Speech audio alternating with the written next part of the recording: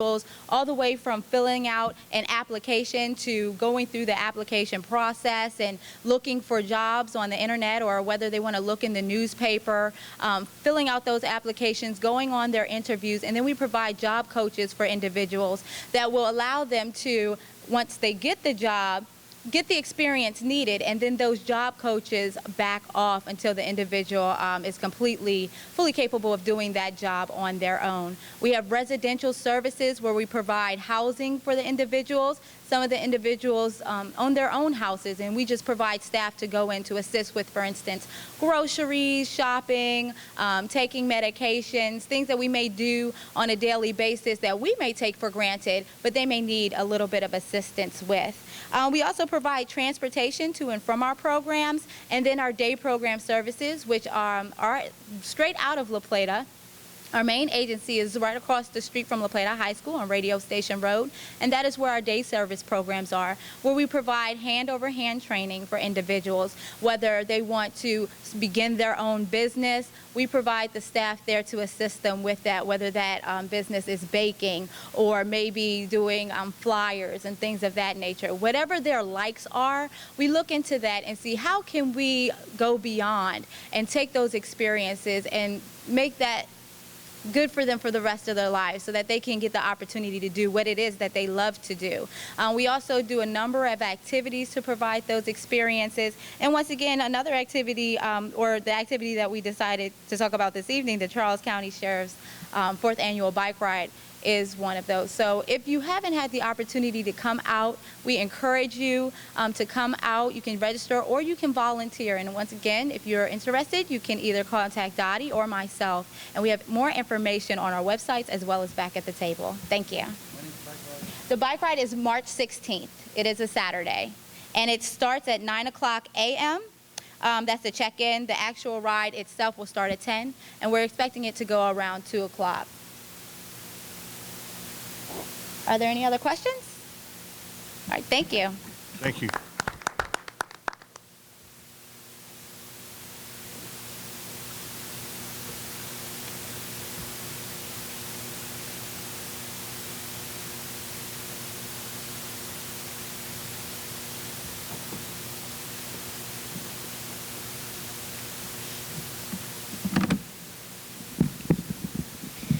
Next, we have presentations.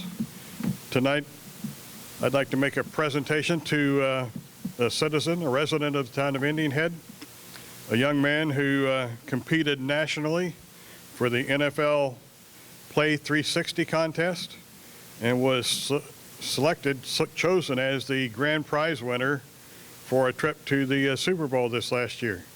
He represented the town very well, and he makes the town proud and me proud to be the mayor of the town of Indian Head, where we have the NFL Play 60 contest winner for 2013.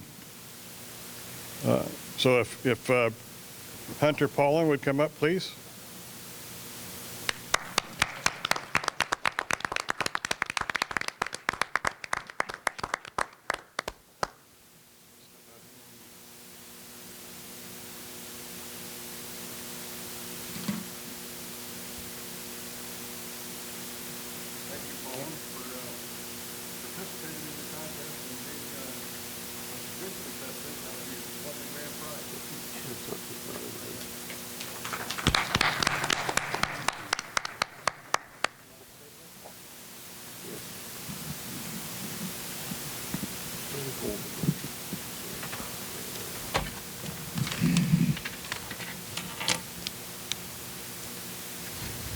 My big day at the Super Bowl.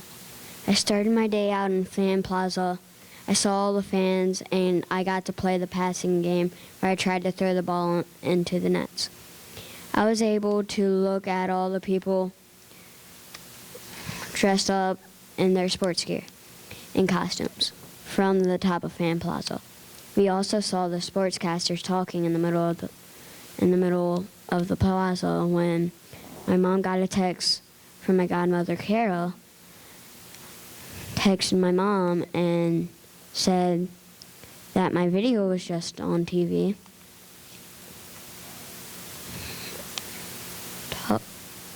talking about me sportscasters were talking about me when I was standing there. They must have not have recognized me while I were waiting for the time to go to the green room. RG3 rode past us on a golf cart. I like RG3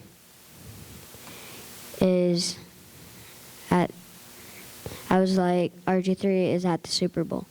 He didn't see me. I was hoping I would run into him in the stadium. I didn't see him though, but when me and my brother were waiting for the elevator, we were talking about RG3, and the elevator opened, and Russell Wilson from the Seahawks, quarterback, was on the elevator. He got off when we got on. We were in the green room for an hour talking and waiting to be told to go on the field. Finally, we were told to go on the field. We went out on the sidelines. My brother turned his head and said, "Is that Will Ferrell?" It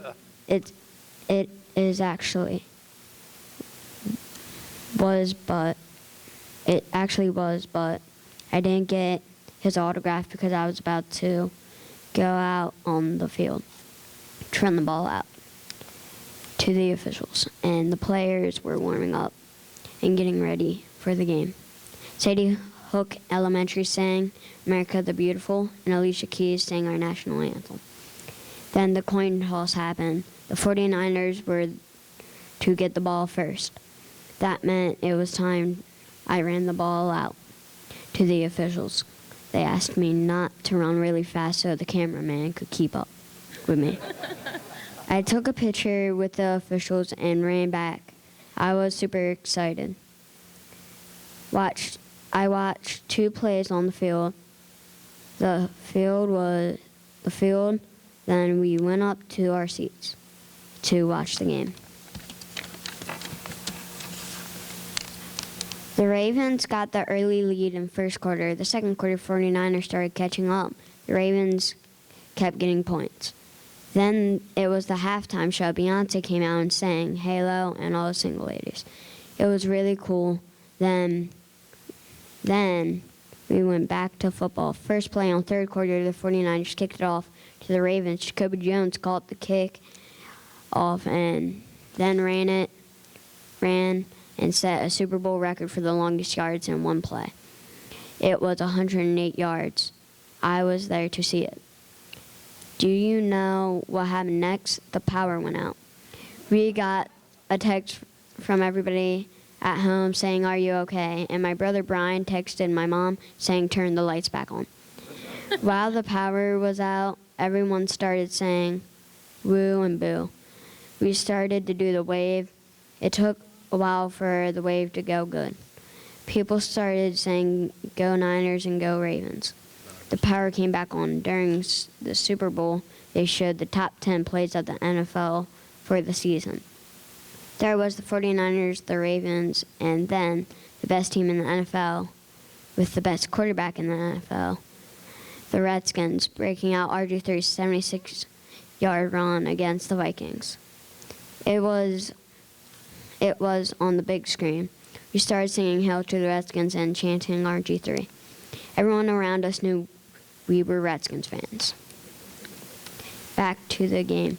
The Ravens fans and teams lost their mojo, and the 49ers got back their mojo. They meant the 49ers had a chance to win, but the Ravens stopped that. The Ravens became the world champions. Confetti came out of every inch of the stadium. Ravens players were making confetti angels. Joe Flacco won the MVP of the Super Bowl. We headed back home to the hotel, and people were dancing in the streets. I danced in the streets, too. I did the Ray Lewis dance. It was really awesome.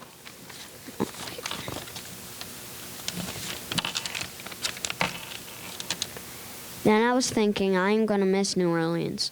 That was my last day.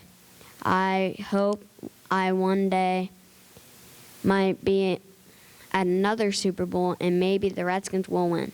And maybe even I will be their coach. Thank you to the NFL. I loved it.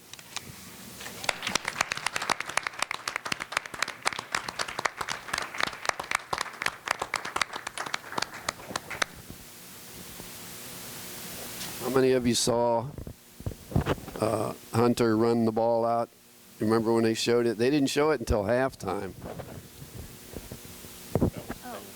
Oh, and if you want to see any of the stuff, come to me after the town meeting.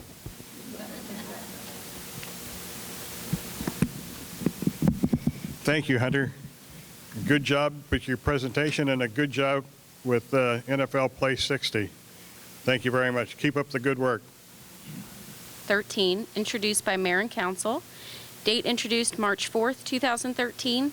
Date adopted is tentatively April 1st, 2013, and the date effective is tentatively May 21st, 2013. A resolution concerning charter amendment cooperative purchasing for the purpose of amending the charter of the Town of Indian Head to authorize the town to make certain purchases without competitive bidding through certain joint or cooperative purchasing agreements, to authorize the town to enter into certain joint pooling arrangements for the purchase of insurance or for the self-insuring of insurable risks, and generally relating to modifications to the town's procurement policies, by adding Charter of the Town of Indian Head, Article 4, Town Manager, Section C47G. Section 1, be it resolved by the Council of the Town of Indian Head that new Section C4-7G is added to the Charter of the Town of Indian Head to follow immediately after Section 47F, to read as follows. Article 4, Town Manager, Section C4-7, Purchasing and Contracts, G.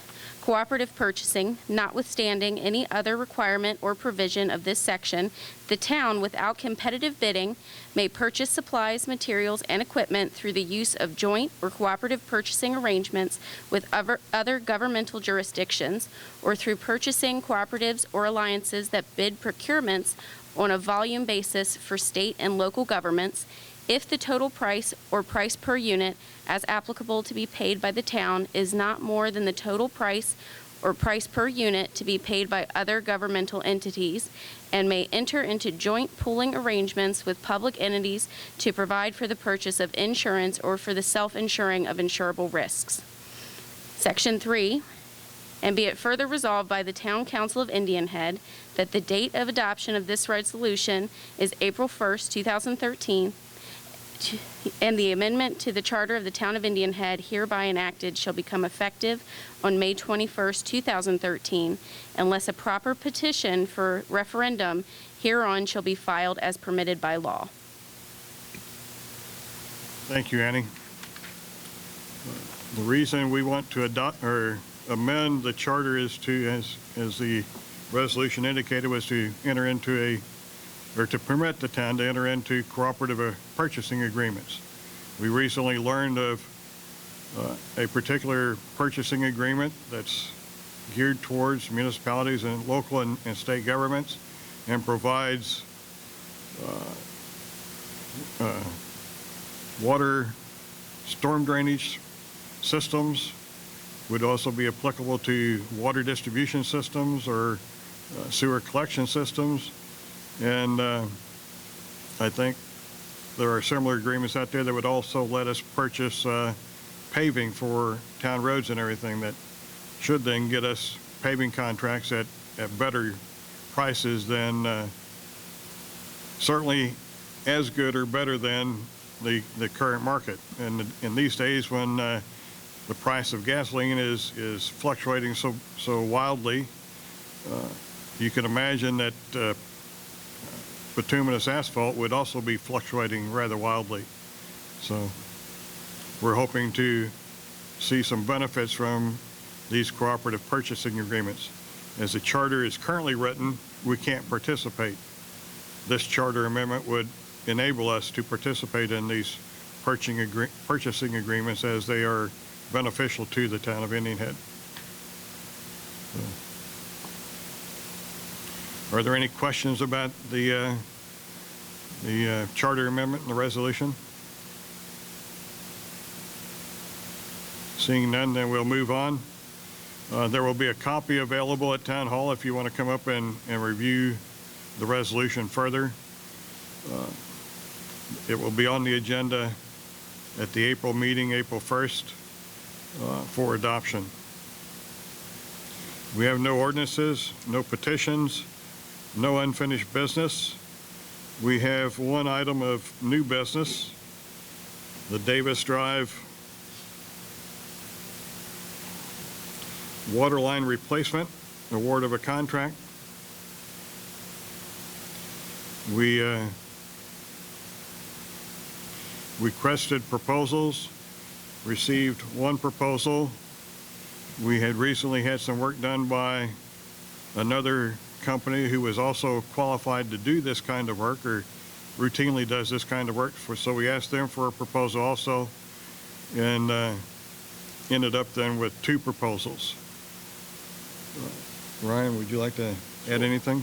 I'll read the engineer's response, if that's okay. It's from Richard Parks, our town engineer. It's addressed to myself. Of course, it's in regards to the Davis Drive water line replacement. It's dated February 22nd, 2013.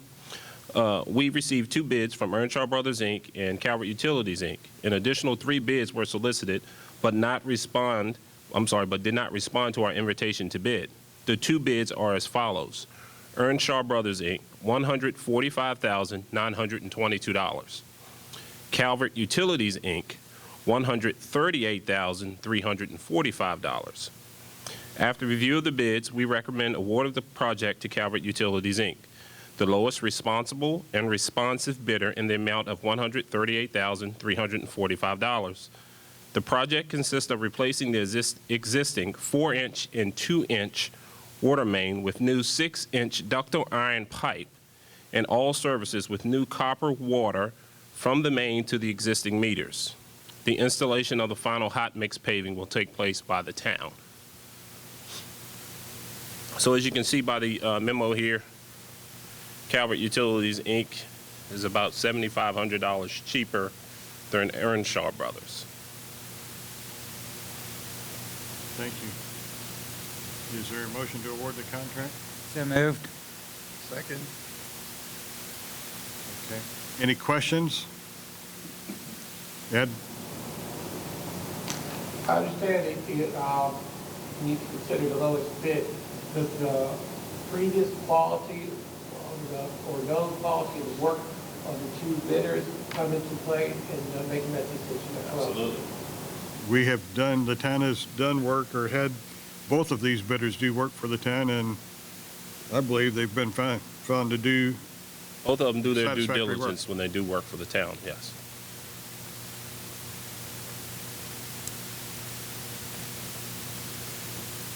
So I understand the motion to be to award a contract to Calvert Utilities, Inc. in the amount of $138,345, correct? Yes. Okay.